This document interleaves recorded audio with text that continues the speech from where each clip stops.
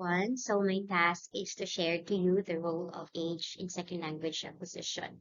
So learning a second language is an important and complex process that can be affected by a variety of factors. So one of the most debated factors is age, as there is a significant variation in second language learning success across different age groups. So some researchers have suggested that there is a critical period for language acquisition, which is a specific time or time window in which individuals are most receptive to language learning. Others argue that age-related differences in second language acquisition are the result of various factors such as prior language knowledge, cognitive development, and motivation. In this presentation, I will share to you the role of age in second language acquisition. So we will examine different concepts related to the topic through the information provided by the article of Dong and Ren in 2013.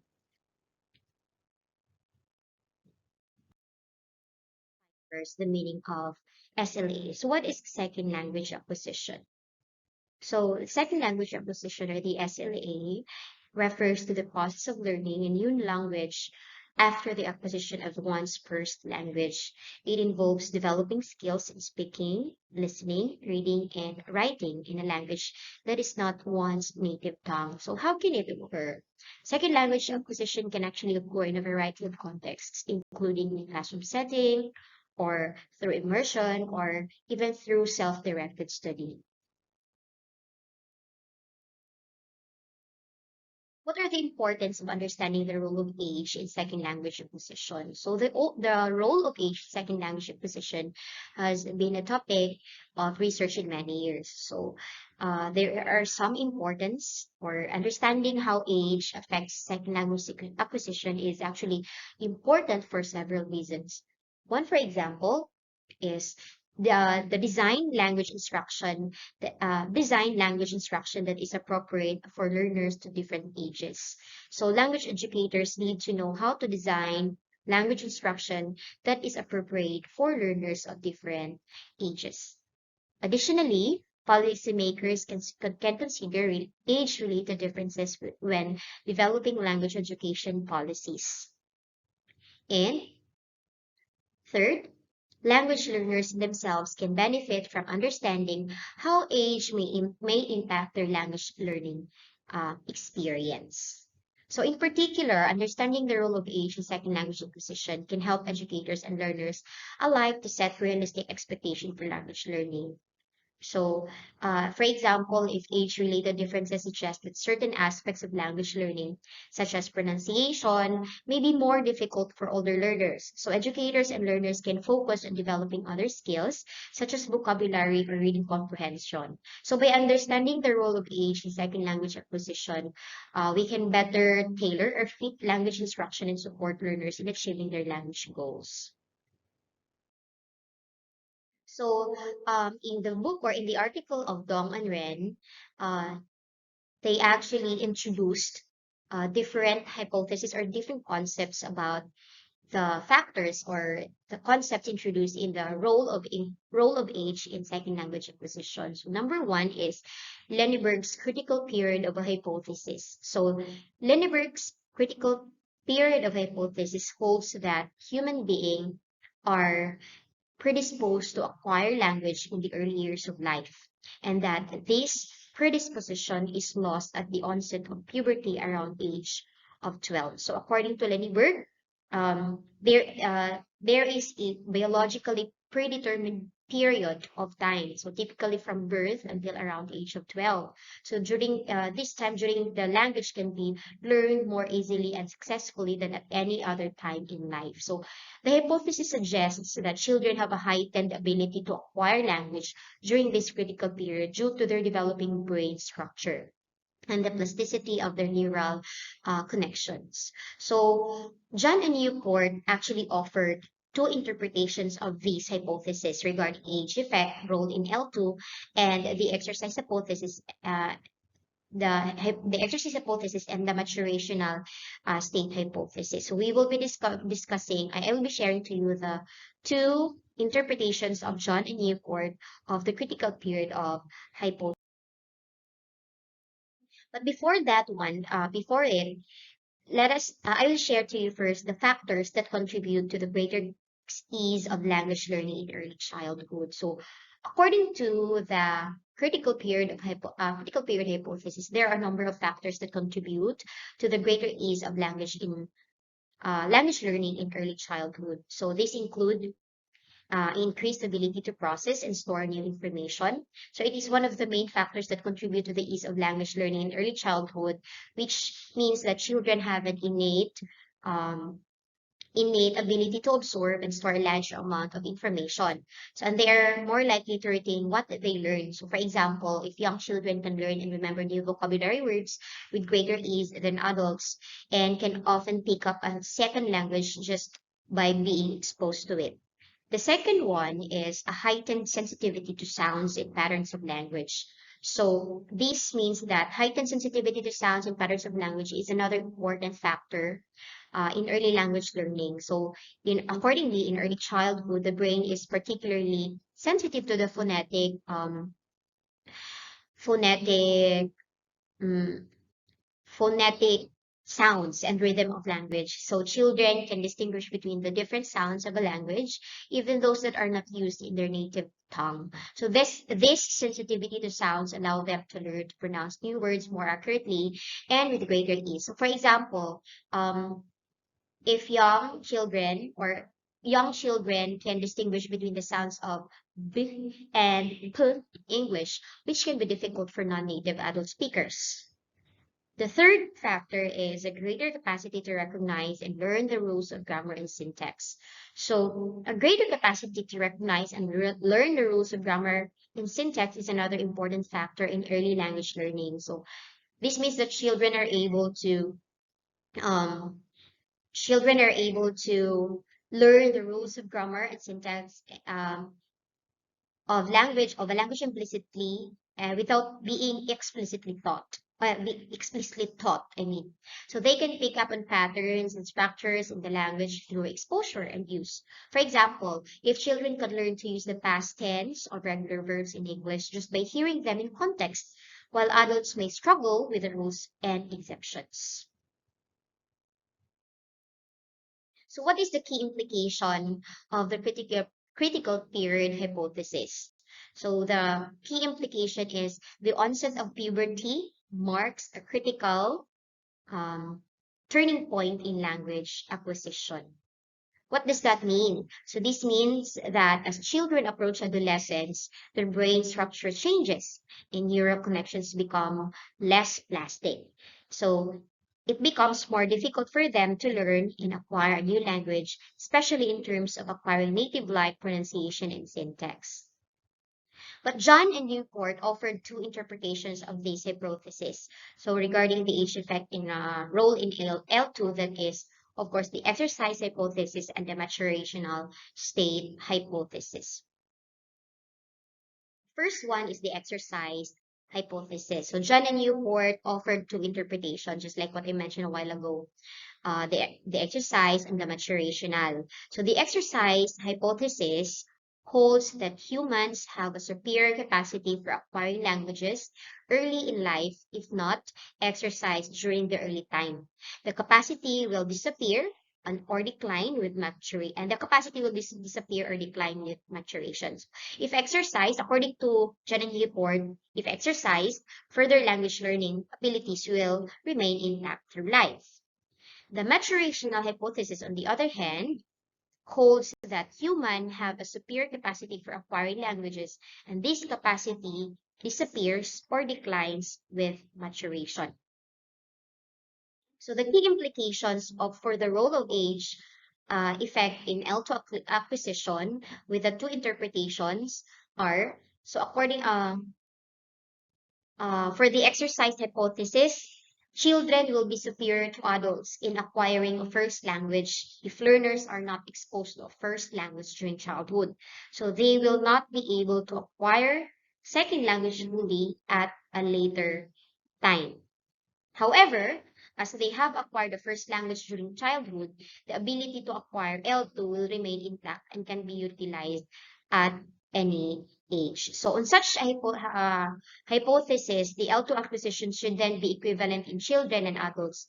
Hence, there will be no age effect role in L2 acquisition.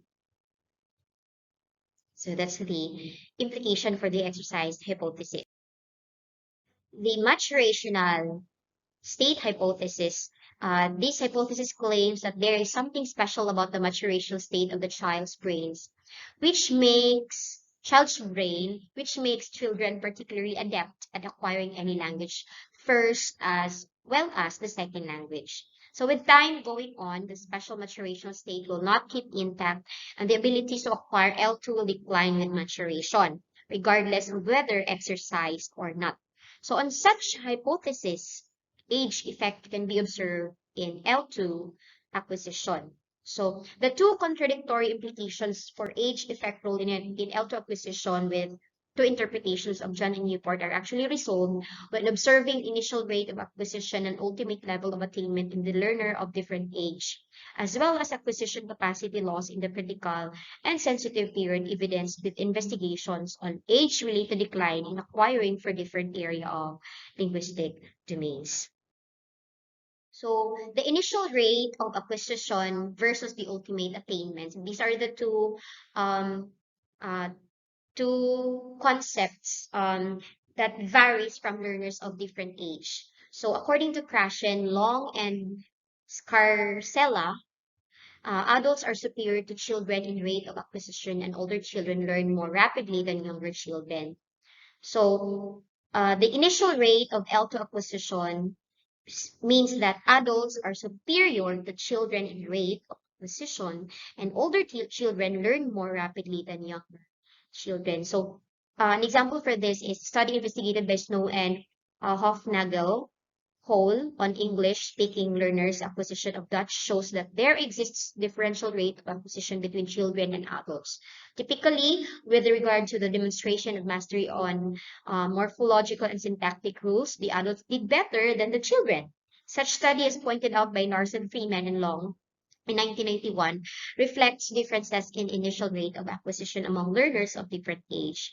Olsen and Samuels also found out that American English speaking adolescents and adults perform significantly better than children after 15 to 25 minutes German pronunciation sessions. The ultimate attainment, which is quite different from the initial rate of acquisition, is a stage that at which the learners achieve native speaker competence. So this is according to Felix, 1985, which favors children and not adults. So accordingly, it's the stage at which the learner achieves native speaker competences, favors children and not adults, because according to Singleton, those who begin learning a second language in children in the long run generally achieve higher levels of proficiency than those who begin in later life. So Felix concluded that children are more likely to reach higher levels of attainment in both pronunciation and grammar than adults.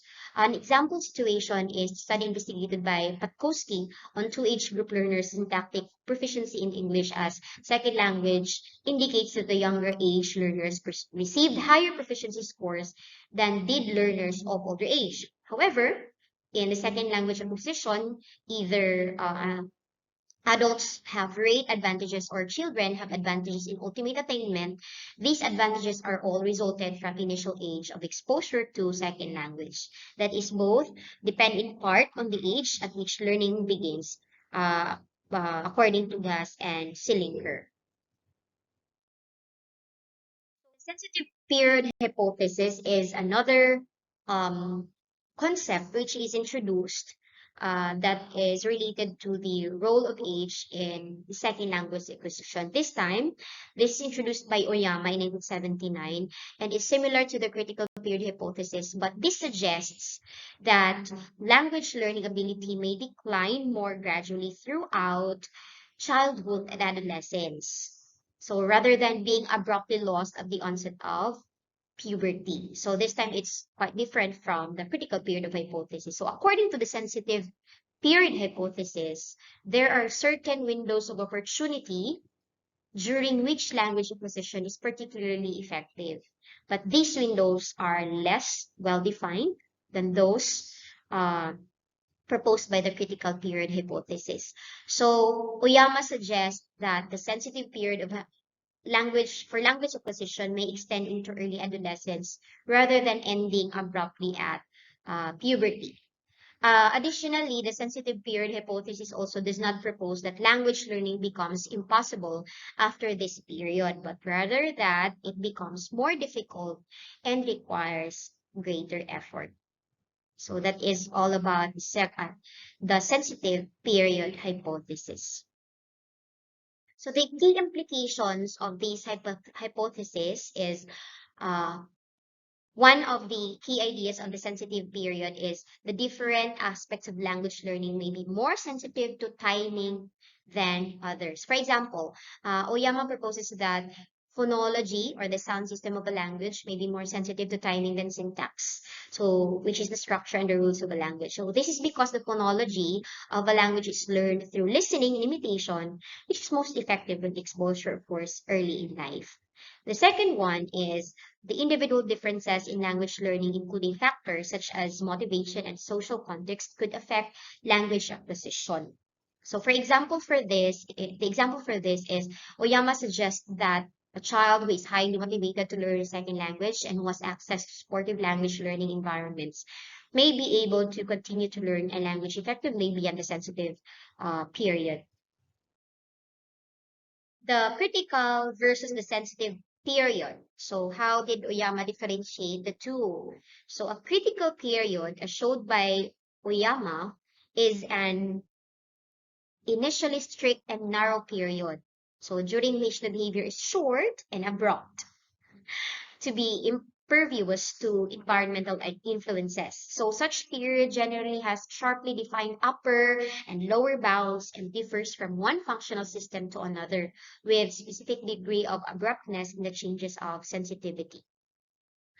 The sensitive period, as suggested by Oyama, is a time of heightened responsiveness to certain kinds of environmental stimuli bounded on both sides by states of lesser responsiveness with the identification of gradual changes in sensitivity. So, therefore, the age-related decline or the age-related decline in second language acquisition ability is corresponding distinct in the critical and in the sensitive period. So, this distinction rests on whether such ability declines abruptly or gradually within the given period. So, it's related to the distinction between a cumulative and a one-time catastrophic loss. So the cumulative and one-time catastrophic loss distinction of the two hypotheses to the critical versus the sensitive period. So the one-time catastrophic loss is the sudden disappear or decline of the language skill. For example, um, the syntactic or the morphological and phonetic skills or amongst others. So it usually appears to suddenly disappear or decline the language skills in an individual. While the cumulative loss means that the loss in acquisition abilities is disappears or declines within a gradual process. So that's the two distinction of the critical period and the sensitive period hypothesis. The so what are the evidences of age effect in language acquisition in phonological, morphological, and syntactic domains? So for this and the following section, I will share to you the evidence of age effect in language acquisition based on these three, the phonological, morphological, and syntactic domain. So the decline in phonological domain, these are actually example studies or example articles or studies, research which is related to the three evidence of age effect in language acquisition. So for phonological domain, so Oyama's investigation found that child arrivals performed in the range of native speaker controls. Those older than L2 did not, and accents were also evident in some who had arrived earlier than L2. This study suggests that learners' capacity for acquiring the phonology of L2 declines with age. So that's the um, first example. So Oyama investigated 60 male immigrants who had entered the United States in his study and that at age ranging from 6 to 20 years old and had been resident there for between 5 to 18 years. So she asked two the adult native speakers to judge the nativeness of the learner's accents in two 45-second extracts taken from performance on a reading aloud task and free speech tasks. Then Oyama finds out that child arrivals performed in the range of native speaker controls. Those older than those older than 12, sorry, did not, and accents were also evident in some who had arrived earlier than 12. So this study suggests that learning capacity for acquiring the phonology of L2 declines with age. Uh, Example for morphological domain or with regard to the evidence of acquisition capacity decline in morphological domain, Harley investigated the levels of attainment of two age group students in acquisition of the French verb system in Canada. So she obtained the data from interviews, story repetition task, and a translation task. After two group had both received 1,000 hours of instruction, Harley found out neither group had acquired full control of the verb system. However, at the end of their schooling, there was lower levels of attainment in the mastery of verb systems in older groups. So the results supports second language acquisition capacity declines with age in morphological domain. All concerning acquisition of capacity decline in syntactic domain is Johnson and Newport's investigation on learners' syntactic proficiency based on different ages of arrival in the country of the second language. So the learners ranged in arrival age of 3 to 39. So these subjects were asked to judge the grammaticality of 276 spoken sentences. And then John and Newport found that there was a steady decrease in syntactic performance according to age of arrival, extending past puberty and with the steepest decline at age 14 to 16. So the study suggests that learners' capacities for acquiring the syntax of the second language decline with age. So, to conclude this, the second language acquisition, therefore, either observed from initial rate of acquisition or ultimate attainment, will depend in part on the age at which begins or learning begins. So, the loss of acquisition ability in the critical and sensitive period, with evidence of age-related decline of acquisition capacity in phonological, in morphological, and syntactic domains, also prove that the reasonableness of the maturational state hypothesis, that is, age has effects in second language acquisition. So in the paper, Dong and Ren introduced some other researchers also who proposed different explanations of age effects from different perspectives. So I'll be sharing model explain on age effect in L2 acquisition.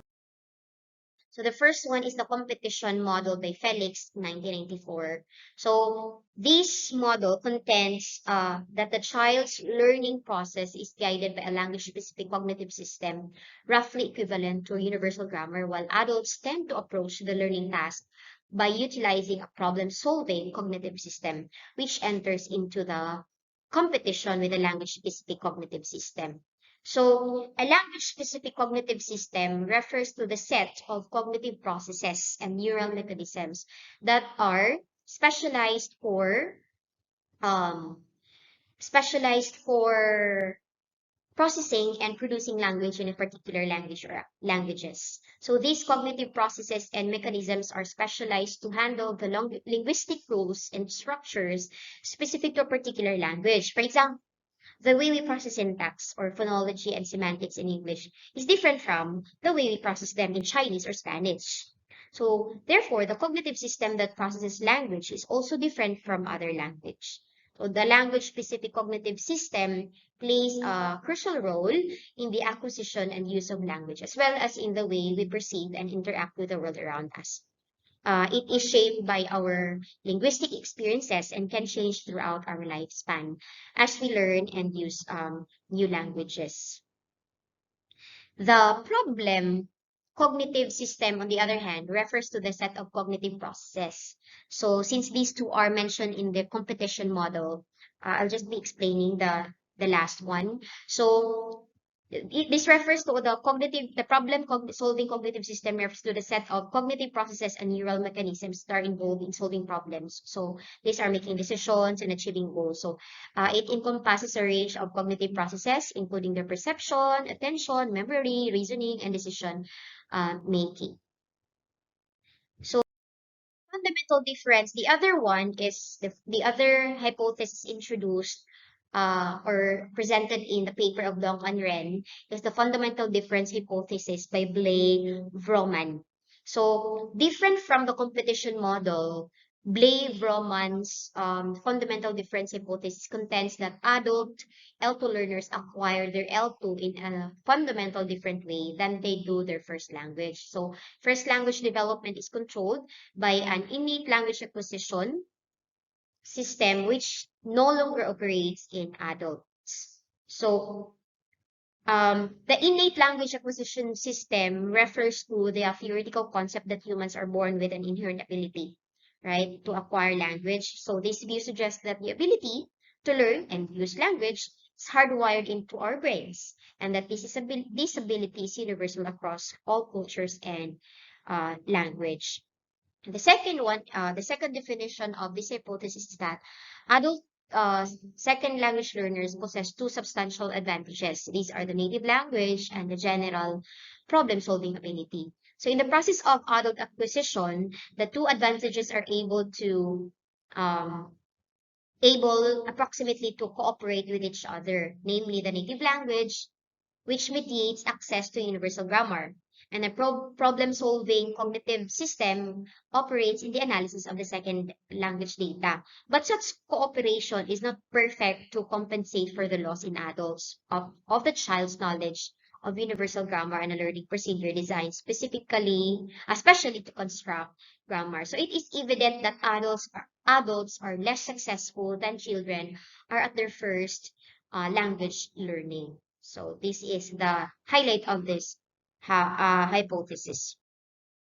So the competition model versus the fundamental differences. What are the specific differences of the two? So the two explanations of for age role in acquisition, second language acquisition, contend that language-specific cognitive system as an adequate acquisition device operates in second language acquisition at a certain age. So example, before puberty, both contend that compared with language-specific cognitive system, problem-solving cognitive system is inadequate to language learning during adult acquisition processes. So the differences of the two explanations lie in that whether language-specific cognitive system still functions in second language acquisition or not. So according to Felix, the competition model claims that the language-specific cognitive system still exists and competes with the problem cognitive system in the acquisition process, while Bley-Vroman's fundamental difference hypothesis argues. So while the Bley-Vroman's fundamental difference hypothesis argues that um, the language as specific cognitive system ceases to function, and the acquisition process in adults is the cooperation process between native language and problem solving cognitive system. So this argument is consistent with the finding that aptitude for explicit learning plays in those successful adults by D. Kaiser, Alfie, Shabtai, and Rabbit in 2010. As a summary, in Dong and Ren's paper, two interpretations of Lindbergh's hypothesis for age effect role in second language acquisition have been presented and evaluated. So evidently, age effect role in second language acquisition can be observed from initial rate of acquisition and ultimate level of attainment. That is, older learners have rate advantage over young learners. And conversely, younger learners outperform older learners in final stage of attainment. Further, the age-related decline in capacities of L2 acquisition is correspondingly viable in concept, with the catastrophic one-time loss in a critical period and the cumulative loss in sensitive period, just like what I mentioned a while ago. So Felix and Bley-Vroman's answers for age effect role in second language acquisition have the consensus that acquisition process in adults is more complex, which is the problem-solving cognitive systems operates in adult acquisition. So this is due to the role of age, although there is the controversy centered on whether the process is a competition or a cooperation process. So I think that would be all for my topic. Thank you, everyone.